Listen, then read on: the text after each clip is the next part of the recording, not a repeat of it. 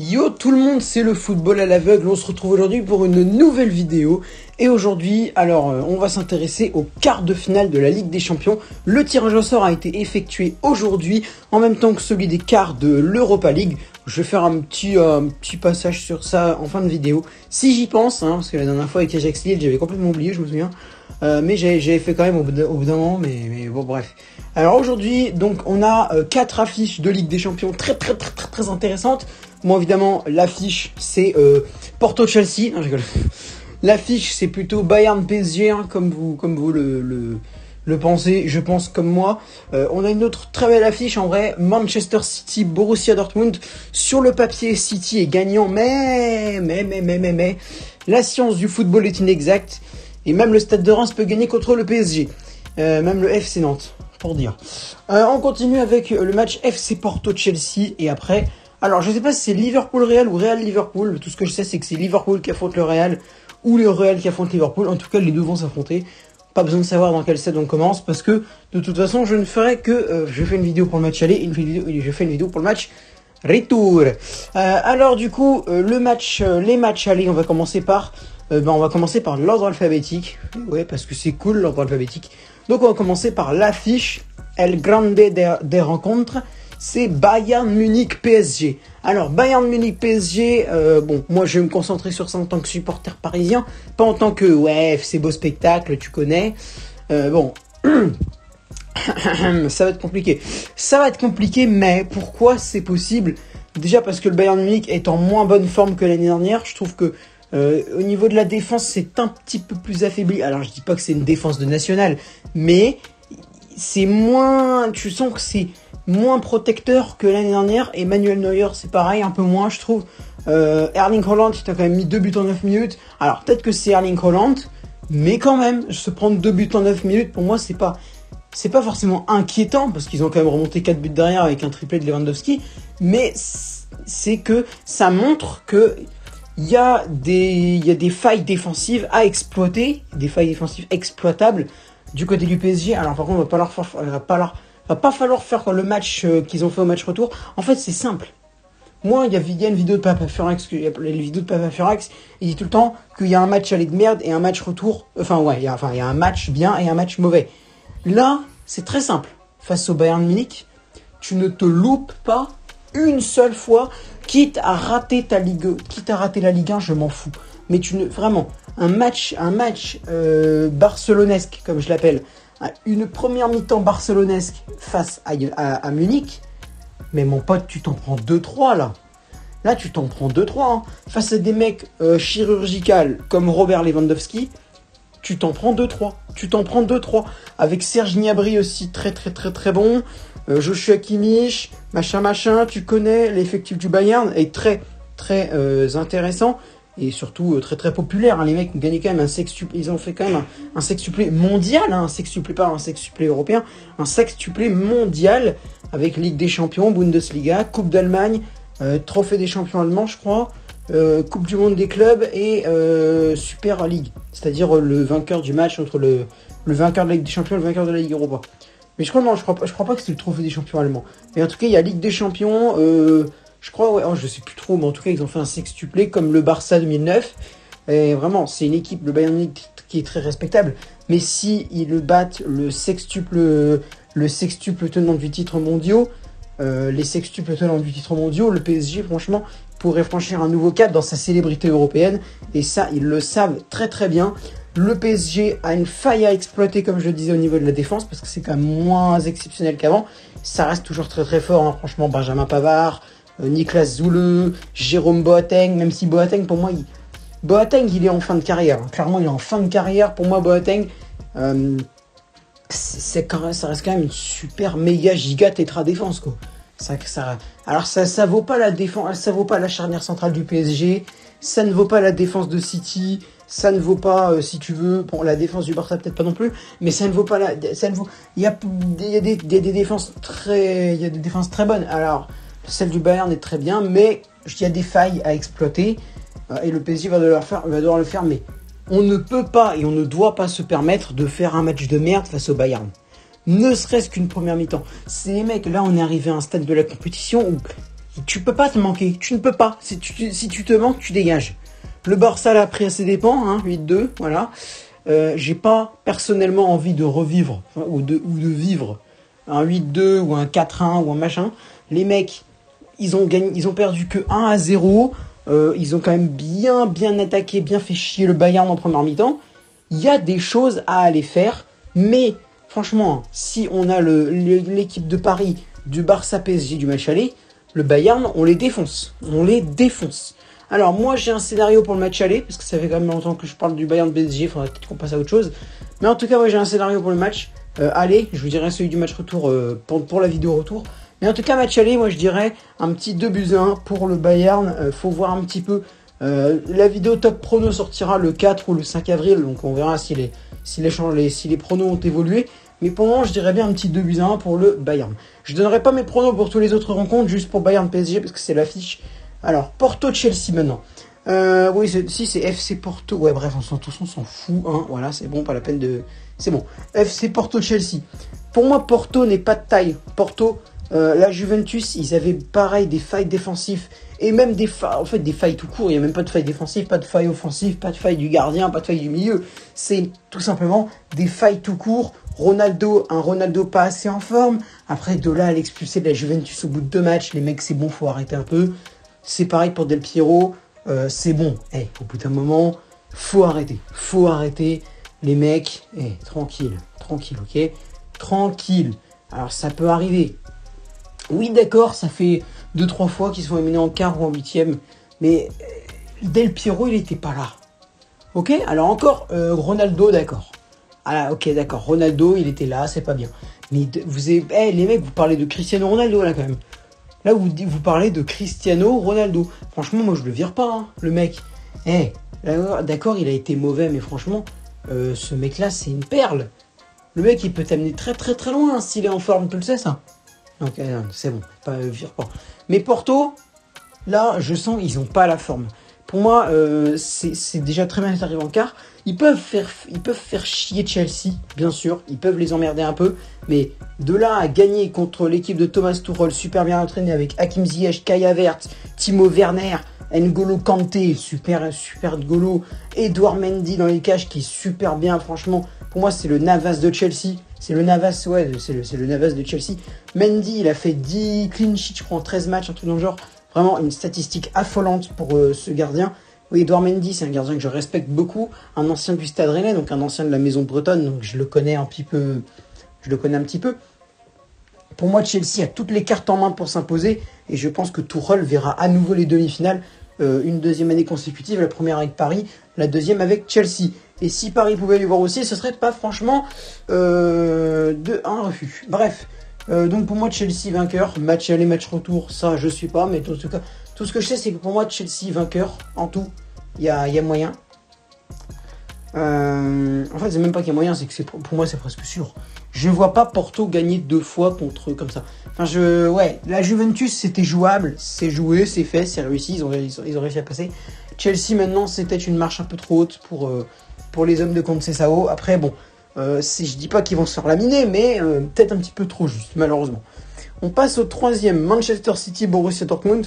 Pour moi, la seconde... Non, peut-être plutôt la 3e, en vrai. Parce que vu qu'on voit ce qu'il y a après, même s'ils sont en méforme, ce qu'il y a après, c'est quand même du lourd. City, Dortmund. Alors, pour moi, Dortmund, ils vont perdre, clairement. Franchement, je l'ai dit. Sur PSG Army, je l'ai dit. D'ailleurs, PSG Army, c'est un serveur du PSG. Donc c'est un serveur de supporters parisiens. Si vous voulez aller y faire un tour, vous inscrire, il y a plus de 600 membres je crois. Je sais même pas, mais je crois que c'est 600 ou 700 membres déjà.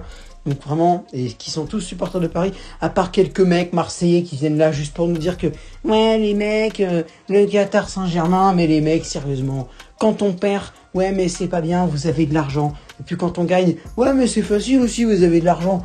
Au bout d'un moment c'est bon, ça m'agace. Ça m'agace, ça vraiment ça m'agace. De toute façon c'est pas le sujet de la vidéo. Mais du coup j'ai vu sur PSG Army, et je l'ai dit même, franchement, Dortmund, à part Erling Haaland, franchement, qui est en forme en ce moment? Pour moi, sans Erling, on n'a parlé que de lui. On n'a parlé que de lui lors de la qualification du BVB, on a parlé que de lui face à Séville.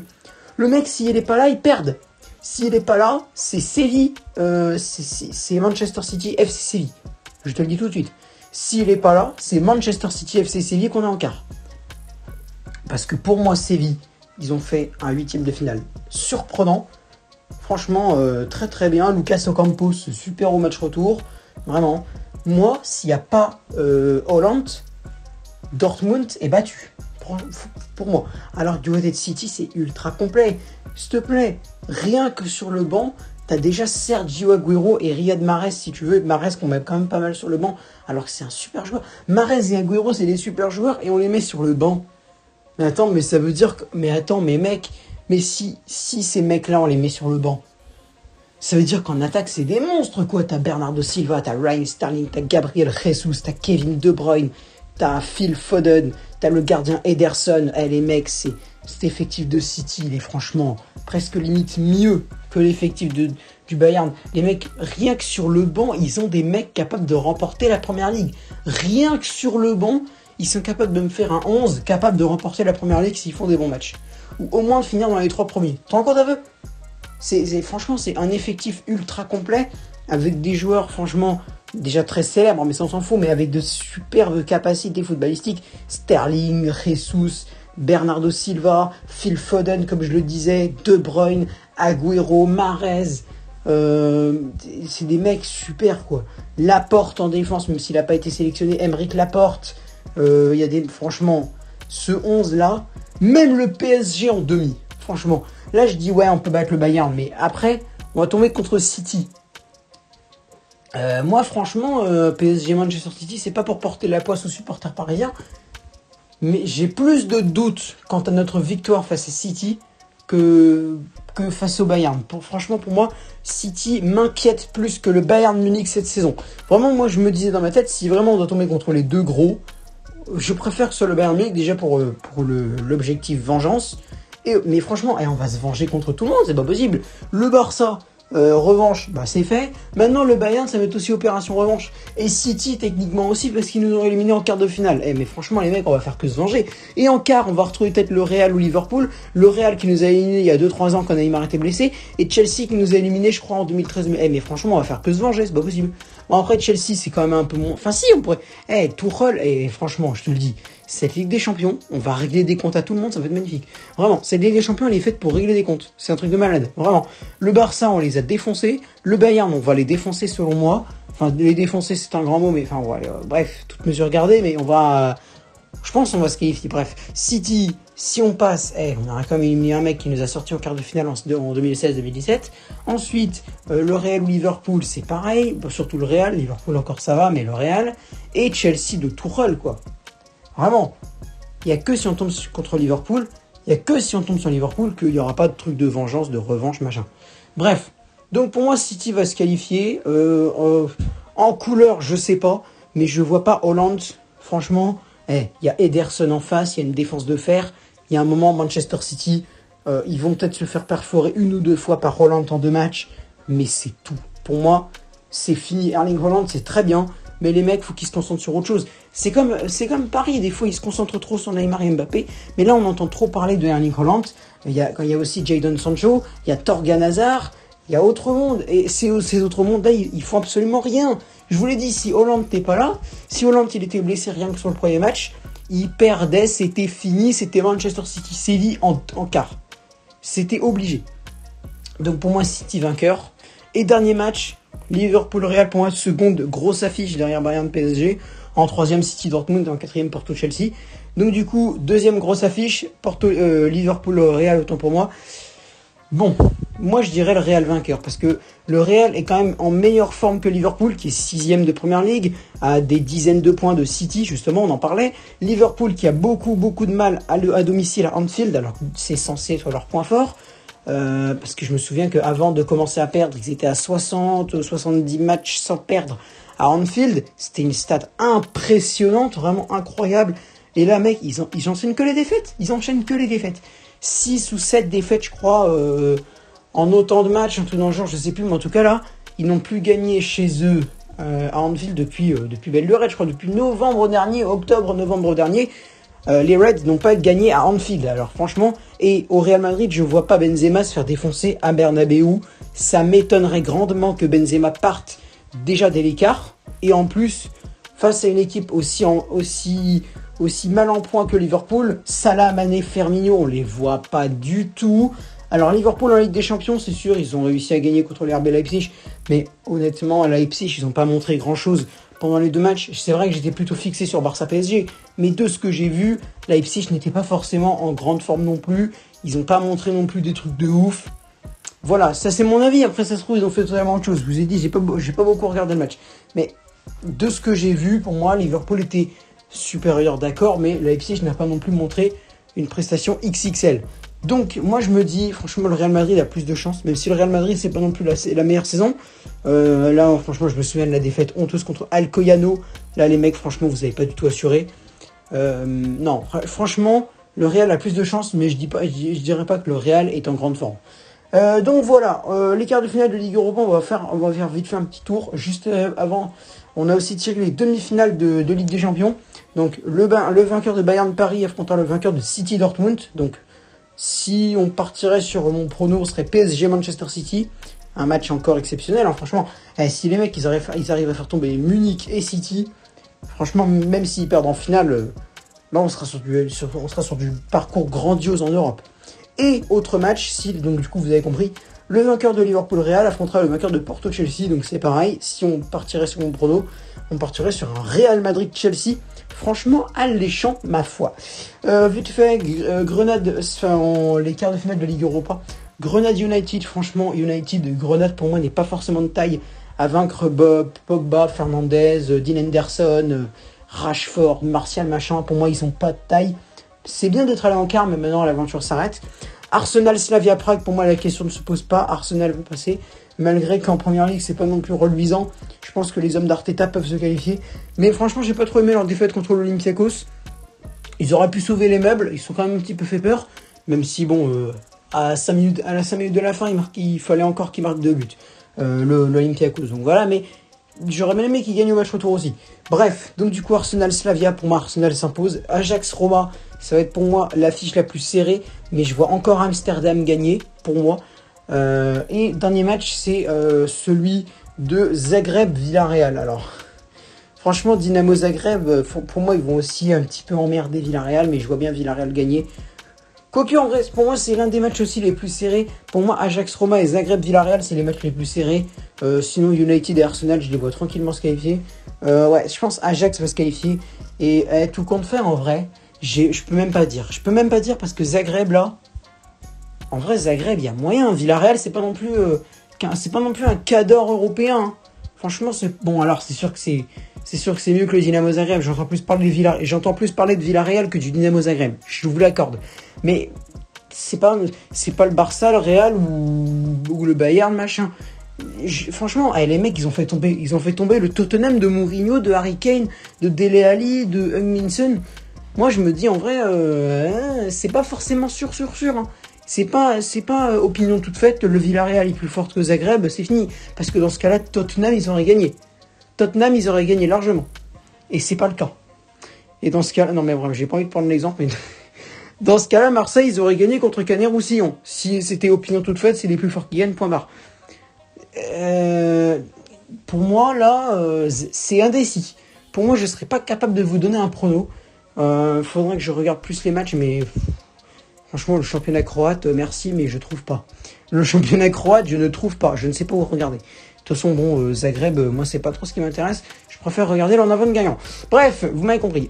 Sur ce, je pense qu'on peut s'arrêter là pour la vidéo. Donc, Paris vainqueur, City vainqueur, le Real vainqueur, Chelsea vainqueur, United, Arsenal, l'Ajax et... ouais, je serais même... Allez, c'est quoi Zagreb? Allez, Dynamo Zagreb vainqueur, je veux pas le savoir. Dynamo Zagreb vainqueur, voilà, c'est mon avis, c'est mon prono. Sur ce, c'était le football à l'aveugle. N'hésitez pas à me donner vos avis en commentaire concernant les matchs de Ligue des Champions et de Ligue Europa. Si vous avez envie de faire un petit tour sur la Ligue Europa, n'hésitez pas. Parce que c'est vrai que depuis qu'il n'y a plus de clubs français, on n'entend plus trop parler de la Ligue Europa. Et ça, je trouve c'est un peu dommage. Moi, je m'intéresse encore à cette compétition. Même s'il n'y a plus de clubs français, il y a toujours Manchester United, il y a toujours l'Ajax Amsterdam, il y a toujours Arsenal. et du coup Zagreb Villarreal. Franchement, le parcours du Dynamo Zagreb, du Slavia Prague et de Grenade, ils sont quand même franchement très très intéressants. Sur ce, du coup, c'était le football à l'aveugle. Même merci d'avoir regardé ces vidéos. Je vous laisse et à bientôt les mecs.